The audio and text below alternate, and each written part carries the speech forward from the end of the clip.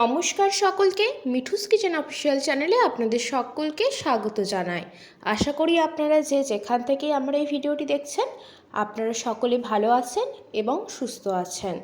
আজকে আপনাদের সাথে দোকানের মতো বাড়িতেই তৈরি করে নিতে পারবেন মুচমুচে লোভনীয় স্বাদের ব্রেড পাকোড়ার রেসিপি শেয়ার করে নেব। আজকের রেসিপিটি সম্পূর্ণ নিরামিষভাবে আমি তৈরি করেছি। চাইলে আপনারা এর মধ্যে পেঁয়াজ রসুনের ব্যবহার করতে পারেন।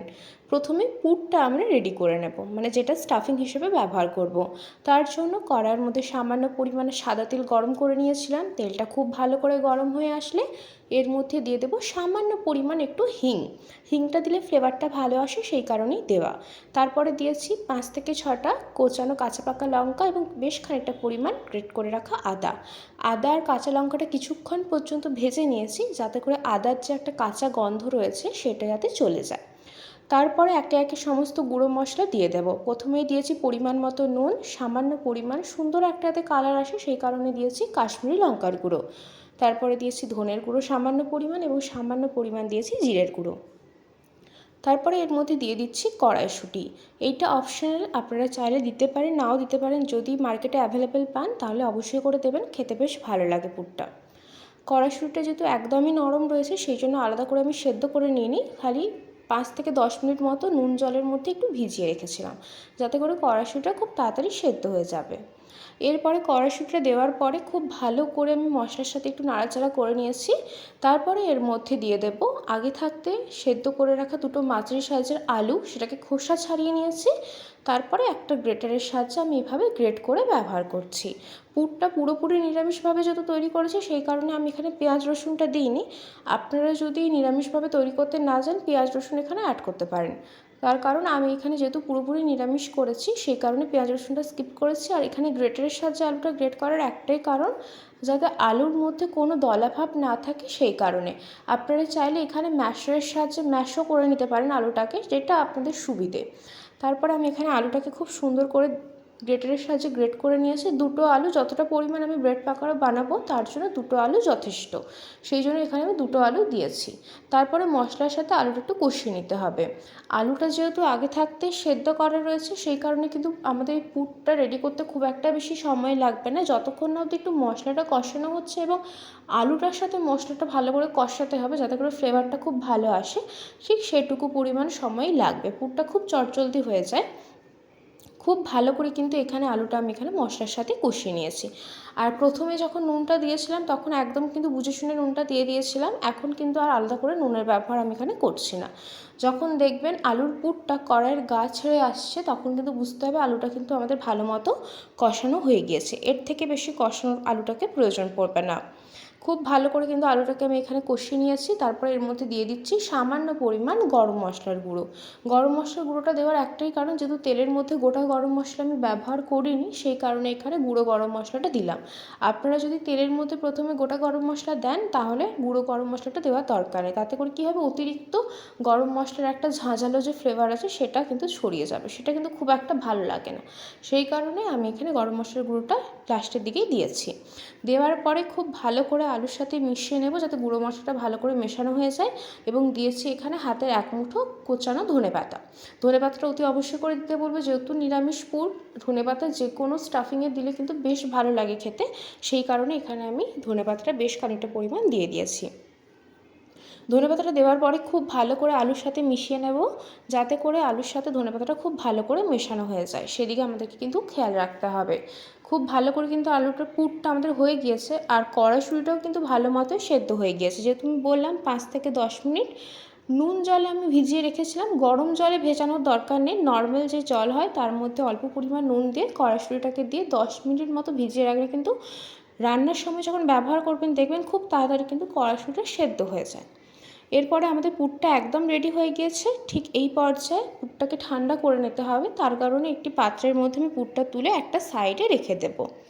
তারপরে যেহেতু পাকোড়াগুলোর জন্য আমাদেরকে ব্যাটার একটা তৈরি করতে হবে, সেই ব্যাটার তৈরি করার জন্য একটি আমি পাত্র নিয়ে নিয়েছি। তার মধ্যে আমি এখানে দিয়ে দিয়েছি 3 থেকে 4 চামচ মতো বেসন। আপনারা বেসনের পরিমাণটা যতটা পরিমাণে পাকোড়া বানাবেন সেই পরিমাণ মতো কিন্তু এখানে নেবেন।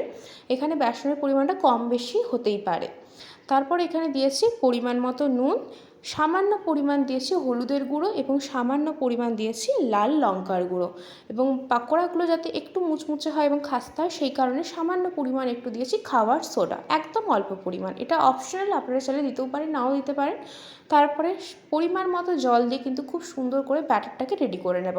আরেকটা কথা, আপনারা চাইলে এর মধ্যে সামান্য একটু পরিমাণে চালের গুঁড়োও দিতে পারেন, তবে আমার মনে হয় একটু বেকিং সোডা বলুন বা খাবার যে সোডাটা রয়েছে সেটা দিলে কিন্তু খুব ভালো পাকোড়াটা মুচমুচে হয়ে যায়। সেই কারণে এখানে আমি একটু পরিমাণ খাবার সোডা দিয়ে দিয়েছি, চালের গুঁড়োটা দিইনি। দিয়ে পরিমাণ মতো অল্প অল্প করে জল দিয়ে দিয়ে কিন্তু ব্যাটারটাকে রেডি করে নেব। একেবারে বেশি পরিমাণে জল দিয়ে দেবেন না, তাতে করে ব্যাটারটা খুব পাতলা হয়ে যাবে। আর এই ব্যাটারটা কিন্তু অতিরিক্ত বেশি পাতলা হবে না, একটু ঘন হবে, মানে একটু গাঢ় হবে। যেরকম আমরা চপ পেঁয়াজির দোকানে দেখে থাকি ব্রেড পাকোড়ার সময় ব্যাটারটা যেরকম একটু গাঢ় হয়, ঠিক সেই পর্যায়ে কিন্তু গাঢ় করে কিন্তু ব্যাটারটাকে বানিয়ে নিতে হবে। দেখুন কনসিস্টেন্সিটা আপনাদেরকে দেখিয়ে দিচ্ছি। তারপর এখানে আমি পাউরুটি নিয়েছি, পাউরুটি যে স্লাইস হয় সেই স্লাইস পাউরুটি নিয়েছি। ধারগুলো কিন্তু কেটে আমি বাদ দিইনি, আপনারা চাইলে দিতে পারেন, তবে আমি এখানে যেহেতু পুরোপুরি দোকানের মতো করছি, দোকানে কিন্তু দেখবেন এই ধারগুলো কিন্তু বাদ দেওয়া থাকে না। চপ পেঁয়াজির দোকানে যে ব্রেড পাকোড়া পাওয়া যায় তার জন্য আমি এখানে ধারগুলো বাদ দিচ্ছি না, আপনারা চাইলে বাদ দিয়ে দিতে পারেন। তারপরে একটা পাউরুটি স্লাইস নিয়েছি, তার উপরে আমরা যে বানিয়ে রেখেছিলাম আলুর পুরটা, সেটা কিন্তু ইতিমধ্যে খুব ভালো করে ঠান্ডা হয়ে গেছে। অতি অবশ্যই করে পুরটাকে ঠান্ডা করার পরে কিন্তু স্টাফিং হিসেবে ব্যবহার করবেন, সেই কারণেই পুরটাকে আগে তৈরি করে নিয়েছিলাম। একটা পাউরুটি স্লাইসে পুরটা খুব ভালো করে দিয়ে দিয়েছি, তারপরে উপর থেকে আরেকটা পাউরুটি স্লাইস আমি এখানে চাপা দিয়েছি। দিয়ে এরপরে একটা পাউরুটিকে, মানে একটা যে পাউরুটির গোটা অংশটা যেটা বানিয়েছি দুটো পাউরুটি মাঝখানে পুর দিয়ে, সেটাকে কোনাকুনি এইভাবে কেটে নেব। ভিডিওতে যেভাবে দেখানো হচ্ছে ঠিক সেইভাবে খুব সুন্দরভাবে কিন্তু আমাদের এটা হয়ে গিয়েছে রেডি। প্রত্যেকটা ব্রেড পাকোড়ার জন্য এইভাবে পাউরুটি আমি একইভাবে কিন্তু রেডি করে নেব। আবারও আপনাদের সুবিধার্থে আমি এখানে একটা দেখিয়ে দিচ্ছি। একটা পাউরুটি স্লাইস নিয়েছি, দিয়ে তৈরি করে রাখা আলুর পুরটা একটু চামচের পেছনের অংশটা দিয়ে এইভাবে একটু চেপে চেপে দেবেন, যাতে করে আলুর পুরটা পাউরুটির গায়ে খুব ভালোভাবে মিশে থাকবে। এতে করে কি হবে, পুরটা যখন আমরা কাটবো একটা পাউরুটিকে কোনাকুনিভাবে, তখন কিন্তু পুরটা বাইরে বেরিয়ে চলে আসবে না। সেই কারণে একটু চামচের পেছনের অংশটা দিয়ে একটু চেপে চেপে দিলে কি হবে, খুব সুন্দরভাবে আলুর পুরটা পাউরুটির গায়ে লেগে থাকে। আমাদের কিন্তু ওপর থেকে আরেকটা পাউরুটি আমি এখানে চাপা দিয়ে দিয়েছি। তারপরে কোনাকুনি ঠিক এইভাবে একটা ছুরির সাহায্যে আস্তে আস্তে করে কেটে নিতে হবে, যাতে দেখতে হবে পাউরুটি ছিঁড়ে না যায়, যেহেতু প্রচুর পরিমাণে নরম পাউরুটি, সেদিকে খেয়াল রাখতে হবে। আপনাদেরকে দেখিয়ে দিচ্ছি, দেখুন খুব সুন্দরভাবে কিন্তু আমি এখানে পাকোড়ার ব্রেডগুলো তৈরি করে নিয়েছি। তারপরে তৈরি করে রাখা যে ব্যাটারটা বেসনের আমরা রেডি করে রেখেছিলাম, তার মধ্যে দুটো ডিপ ভালো করে খুব সুন্দর করে ডুবিয়ে কড়াইয়ের মধ্যে তেল আগে থাকতে আমি গরম করতে বসিয়ে দিয়েছিলাম। যেহেতু ডুবো তেলে ভাজা হবে সেই কারণে অনেকটা পরিমাণে কিন্তু তেল কড়াইয়ের মধ্যে দিতে হবে। একদম ধোঁয়া ওঠা অবধি গরম করে একদম গ্যাসের ফ্লেমটাকে লো করে দেবে। লো টু মিডিয়ামে রেখে কিন্তু ভাজতে হবে, তাতে করে কি হবে, ভাজাটা খুব ভালো হবে। না হলে কি হবে, বাইরেটা পুড়ে যাবে বেসনের যে ব্যাটারটা, ভেতর থেকে পাউরুটির গাটা কিন্তু কাঁচা থেকে যাবে, সেটা কিন্তু খেতে ভালো লাগবে না, ভেতর থেকে ভালো মতো ভাজা হবে না।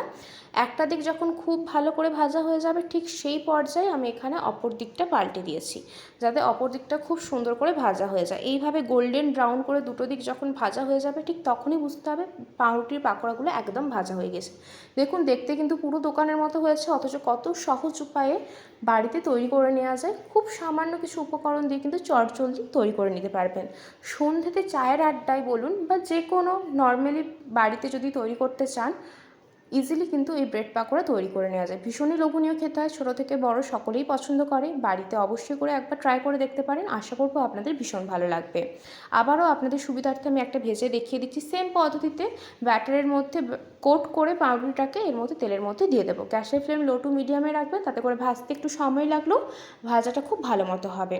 আজকের রেসিপি আপনাদের কেমন লাগলো অতি অবশ্যই কমেন্ট করে জানাবেন। যদি ভালো লেগে থাকে অবশ্যই করে আমার চ্যানেলটিকে সাবস্ক্রাইব করবেন, লাইক শেয়ার কমেন্ট করতে ভুলবেন না। আর যদি এরকম নিত্য নতুন রেসিপি পেতে চান অবশ্যই করে আমার চ্যানেলটিকে সাবস্ক্রাইব করে আমার চ্যানেলের পাশে থাকার অনুরোধ রইল। দেখুন পাকোড়াটা কিন্তু খুব ভালো মতো ভাজা হয়ে গিয়েছে। ঠিক এই পর্যায়ে আমি এখানে একটি পাত্রের মধ্যে তুলে নিচ্ছি। আমি এখানে টমেটো সসের সাথে সার্ভ করেছিলাম, আপনারা চাইলে ধনেপাতার চাটনি বা গ্রিন চাটনির সাথে সার্ভ করতে পারেন। আপনাদেরকে এখানে আমি সসের মধ্যে ডিপ করে দেখিয়েও দিচ্ছি, কতটা লোভনীয় দেখতে হয়েছে। বাড়িতে অতি অবশ্যই করে ট্রাই করে দেখার অনুরোধ রইল। আর যারা বানিয়েছেন বাড়িতে তারা তো জানেন কতটা লোভনীয় খেতে হয় পাকোড়া।